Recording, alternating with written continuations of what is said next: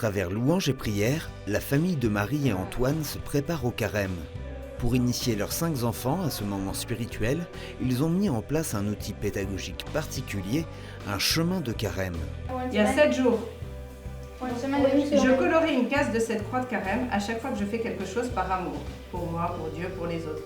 Soit une prière, soit un service. D'accord ? Et donc chacun va avoir cette feuille. Et hop, chaque jour, tiens, j'étais trop sympa, j'ai mis le couvert. Ça, c'est vraiment trop sympa. Toutes les semaines jusqu'à la semaine sainte. Et chaque jour, si on a fait une bonne action, eh bien on coche la case du jour. Et le but du coup, c'est d'avoir toutes les cases. Pour cette famille habitant l'Essonne, le carême est un moment primordial, invitant à prier davantage pour se rapprocher du cœur du Christ. 40 jours rythmés par les messes, les chants, les prières, mais pas seulement. C'est quelque chose de spécial. Parce qu'il y a besoin de renouveler, de refaire, et puis à chaque fois ça se termine par une grosse fête. On commence par un temps de louange, tout simplement se mettre en présence du Seigneur. Et puis ensuite, 2 par 2, voilà, on va se mettre à l'écart et on va prendre un temps où on va très simplement dire, voilà, une demande de pardon. Voilà, je te demande pardon parce que je m'énerve contre toi. Je te demande pardon parce que je rends pas service. Ben voilà, c'est cette réconciliation qui se fait, voilà, en présence du Seigneur. Et parce qu'on trouve que c'est bon et ça met de la joie, ça met de l'unité dans notre famille, on prend prendre un temps de fête.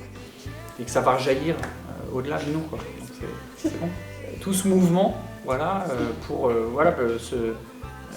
finalement cette fête de la résurrection, quoi. Le Seigneur qui vint à la mort et nous entraîne avec lui dans la vie éternelle. C'est cette belle fête. Mais délivre-nous du mal. Amen. Il est vrai que dans l'évangile qu'on entend le mercredi des Cendres, le jour de l'entrée en carême, parmi les 3 pistes que Jésus nous confie, il y a celle de la prière. Prier, c'est entrer en soi-même et se tourner vers Dieu. Car toute la thématique du carême, c'est « revenez à moi », revenir vers Dieu. Là, on a vu que des parents utilisent un chemin pédagogique, pourquoi pas ? Prier, c'est prendre le temps de s'arrêter et de se placer face à Dieu. Car il ne faut pas oublier aussi que pendant le temps du carême, c'est le temps quelque part où on s'abandonne.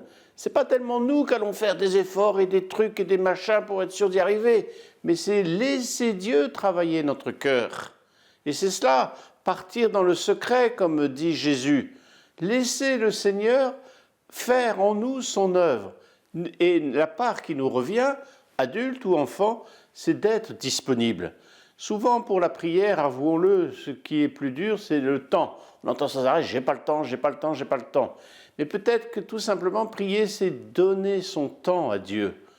Et donc, il faut peut-être, pédagogiquement, c'est important de marquer sur son agenda, de dire, ben voilà, je prends un quart d'heure pour Dieu, aujourd'hui, ou chaque jour de carême, ou chaque vendredi de carême. Enfin, trouver des moyens pédagogiques, c'est utile, parce que le carême est volontairement, si je puis dire, un temps long, 40 jours, un temps d'endurance. Et donc, qu'on ait des petits moyens, quels qu'ils soient, c'est utile parce que nous ne sommes pas des anges, en tout cas pas moi. Et donc, on a besoin d'avoir ces trucs qui nous aident et ces repères. Mais prier, c'est se tourner vers Dieu et c'est laisser Dieu changer notre cœur. Ce n'est pas l'accumulation des choses que l'on va faire qui vont faire qu'on va gagner Pâques. Mais c'est Dieu qui, en nous, fait son œuvre et nous renouvelle, nous ressuscite.